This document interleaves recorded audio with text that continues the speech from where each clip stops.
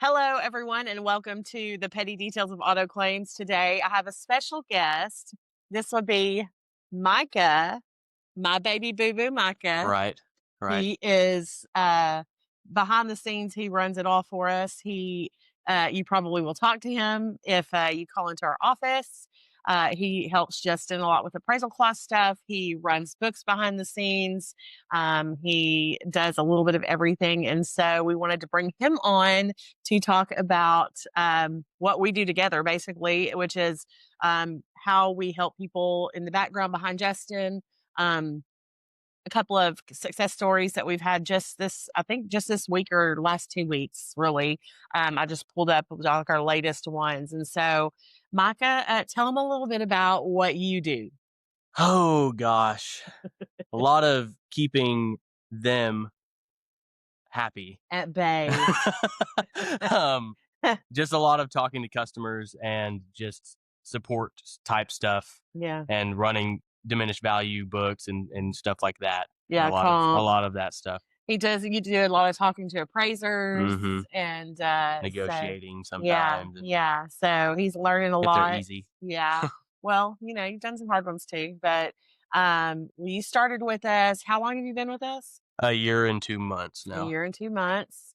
And he works from his home and we work from our homes, and we all work over Google Chat a lot and do some video stuff. But um, so basically, Micah, he'll when a new case comes in, me and him will work together to get the numbers in the system, get everything run behind the scenes so that Justin can talk to them, or I can talk to them. Sometimes Micah talks to them. It depends on what kind of case it is. And then for appraisal clause cases, you basically send reports. I mean, I run those basically most of the time, unless dad has to get in and do some actual negotiating. A lot of times they're pretty negotiable with me. Yeah, yeah. Well, you're learning, and it is all. I mean, I do that I know what too. to So say. yeah, yeah. You know the gist. Okay, so let's talk about some cases we've had the last 2 weeks that were great cases. So the first one I'm talking about is John. He's in Tennessee, and he had a 2020 had a 2020 GMC Sierra 1500 AT4 Crew. It had about 72,000 miles on 4-wheel it. drive. 4-wheel drive. Yep, that's right. Accident was in June, and they were offering him, this is USAA. USAA was offering him $38,637 plus taxes and fees. And Where so were our comps coming in at? our comps came in around 43.7. And look at Yeah. that. The award that they ended up signing was 43,783.35 plus taxes and fees. Now, that's not normal. I mean, we normally don't go in and just get the number that we have on, but Mm. sometimes that does happen. Yeah. Like I was noticing that we put the taxes in there wrong, or the tax percentage in there wrong. well, Well, the great. taxes are right, but the actual that's the fees. Yeah, that's the fee. There You're we go. looking at the wrong thing. Yeah, so that one was a really successful case. He ended up making $5,467.50. And how much time did he make that? Let's see, he invoked He on invoked August August 5th, 5th, and it was and settled it August was 22nd. August 22nd was the date of the award. Yeah. So 17 days. Yeah. So look at you going with the math. Make $5,400 It's our math background. in 17 days. Yeah. So, and our cost is $550 on normal appraisal clause cases, and so minus the cost of that. But it was a huge uptick in what he was being offered, and this is common because they use the CCC all the time. So Right, they're always low. yeah, we see. I mean, probably 9 out of 10, maybe Yeah. even more than that, maybe 9.5 out of 10 times. Yeah, I mean, most of the time, or not most of the time, but some of the times they'll come in 1,500 or 2,000 low. Yeah, And that happens a lot sometimes it's not worth justifying, the cost of the appraisal right. clause. Yeah, yeah. But then there's other things, you can give negotiation tactics and stuff like that as well. Yeah, When yeah. it's not worth going through the process. Yeah, sometimes if it's not worth it, a lot of times what we do is just give some free advice. We give some guidance. We have an ebook that we're eventually going to start selling, but for now I give it Sailing. But for now, I give it to folks so that they can read through it and get some tips on how to settle their case. But we're going to pump that up with some more content, videos, that kind of thing, so that we can eventually sell it to people who need some DIY help, because it isn't always worth it to go through that process. It's a cost and it's a risk. So, okay, so we got John down. Now let's talk about Jason.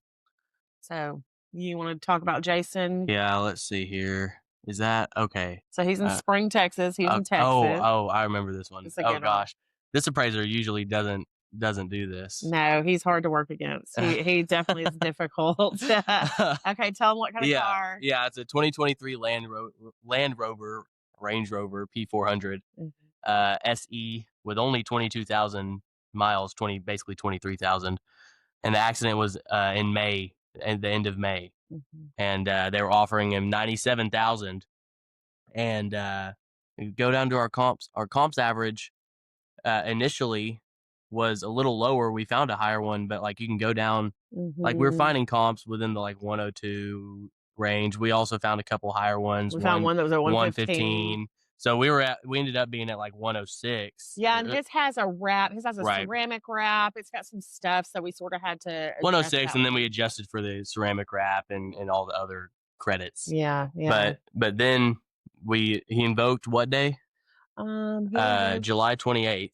And then I guess scroll down to the notes. Let's see when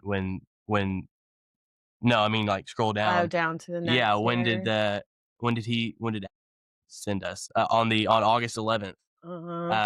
He sent us his number, and it was basically right where we were. And we just split it and settled it right there and made him how much? Made him $11,671.73. Minus our cost. Right. And so again, that's $550. So that's a huge settlement. Now, those in a month and a half, Yeah, in a month and a half. Yeah. And you have to sit and wait. But also the great thing about the appraisal clause is that you can request the undisputed portion.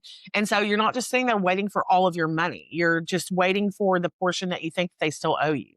And sometimes they like to try to act like they can't pay you for that. A lot of times they do. And it's and if you don't fight back, you just won't get it until it's settled. Yeah, it's called the timely payment of claims statute. They're different in every state, but you can sort of look that up and push that back into their lap if they don't want to pay you that undisputed portion, and then demand a claims manager if the adjuster doesn't want to do that, and then threaten a complaint to the Department of Insurance if they won't do that. So that one was a huge case. That one I picked because it was so giant. Well, actually, when I first looked at it, I was like, "What is she doing? This one ain't worth it at all." No, man, that one doesn't look good at all. It's only more than $10,000 that he made in a month and a half. Okay, so let me close that one down. All right, the next one. You start on that one. Okay. And you can sort of go through the whole story here. Yeah, this one was really hard. It took a long time. It didn't take a long time. It was a lot of back and forth on the phone. A lot of back and forth. With the insurance company. Yeah. No, you may have to talk more about that one because you did more of that. Yeah, I'll talk about this one. Then you can talk about that next one. Yeah. This one, the adjuster was not being nice. The shop was not being nice. Everyone was being sort of stuck up and whatnot. Yeah. And the way you handle that is being nice when other people aren't nice and getting stuff done that way. Yeah, be the help, be the change. I called the insurance company and talked to the adjuster. Well, actually, I called the adjuster and left him a voicemail, and then Mom talked to the adjuster and sort of screwed that up for me. We had a little bit of a disagreement. So I called the claims manager, and he was pretty nice. Yeah. And immediately when I just explained to him, because we were having an issue with the shop not letting the owner take her vehicle back. Or letting the insurance company come pick it up. And it wasn't even the shop's fault. There was a lot of behind the scenes stuff that happened. It was just miscommunication and Well, and the insurance carrier not wanting to pay for shop storage charges and that kind of thing, which it's just that's an issue a lot. And the insurance company thought the vehicle was drivable. They never took it apart. She needed to go pick it up. And I just explained to him, I was like, look, the vehicle is not drivable. One of y'all needs to go pick it up, so it's not incurring storage fees. Right. And he was like, okay, let me call her, and then got it handled that same day. Yeah, sometimes it just takes a different person on the phone. Like, that's the thing. It's like you can say the exact same thing, but sometimes you can make it work and someone else can't make it happen. We didn't talk about what kind of car it is or anything like that. Right. So it's a 2019 Ford Fusion SE with almost 100,000 miles, 96,000 miles. Yep. I said it was in March. March. Yep, and they were offering her $10,046.28, And they were trying to charge. They wanted to charge $4,418 for her for salvage, right? because she was thinking about keeping the wrecked vehicle. Have y'all talked about salvage stuff on here before? We have had a few videos on Yeah. salvage. Okay, I'm not going to go into that. Yeah, there's a couple videos in salvage. So. But there is a large market range on this vehicle for comps. Yeah, they're all over the place. There you can find some at 9 or at 20. You know, right? Like, and we let's tried, see, yeah, 19.8, 20,004, 18.4, but we had to sort of find the ones that found the ones that were comparable to hers. Yeah, and that were comparable to each other, because you don't want one that's 10,000 more than the other, you know. Right. So we found some comps that were comparable to her vehicle and not too far off in condition to anyone else's, and then come on in and record a video really quick. And we found those comps and invoked appraisal. When did she invoke appraisal? She invoked on July 7th. Yeah, so she invoked July 7th, and then when did we get the other appraiser response? If you scroll down. Oh, down. Right. Let's see. Oh, that's 16th. Yes. August 6th. August 6th, we got his report, and we settled it for 16.3, I think, if you scroll up. Let's see. Yeah. 16.3. And he was actually low. He was coming in at about 12. Yeah, and our number was 19.9. That's where we were at. So anyways, we were a decent ways apart. So what did we end up settling?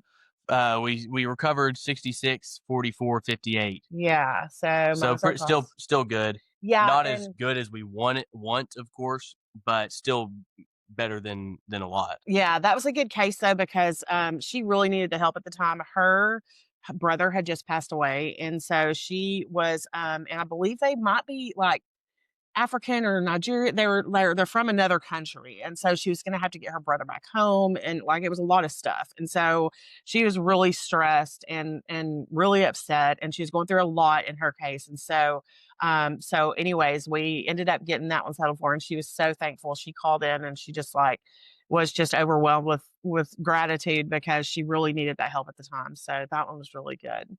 The last one I want to talk about, this one's in Austin. It's a shop that sent him our way, and it was a total loss on a 2020 Toyota Okay. Camry. Yeah. And it had 79,000 miles on it. Her offer was $18,096, and so we looked up comps. Geico was a carrier. When we looked up comps, they were going anywhere from 21.7 to 26.7. That's the range of our comps, and so pretty wide range. And so there's a lot of these available a lot, and so it's hard on Toyota Camrys and they're common vehicles. Yeah, and so you can find a lot of lows and a lot of highs probably. But you have to also make sure that their Carfax is clean. They haven't had any prior accidents. How many owners, that goes into play. If they've had 5 owners, they're not going to be as valuable as one that's had 1 owner. Yeah. So anyways, we let's see, we ended up getting her $4,837, and let me see here. Oh, I liked that appraiser. He was nice. Oh yeah. I haven't seen his name. It's the first time we've worked with him. Oh, okay. Nice. So invoked on July 28th. The award was on August 14th. So again, that was a pretty quick turnaround. I mean, they're not always that fast. Sometimes it's 30, 45 days. Sometimes it's a little longer. It depends on what the case is like. And so honestly, we just have to take every case as it comes, and hopefully, get it settled in a timely manner, and hopefully not have to go to umpire. We don't go to umpire very often. We actually umpire a lot. Justin is an umpire. And so, we try not to push it there, but sometimes you just can't.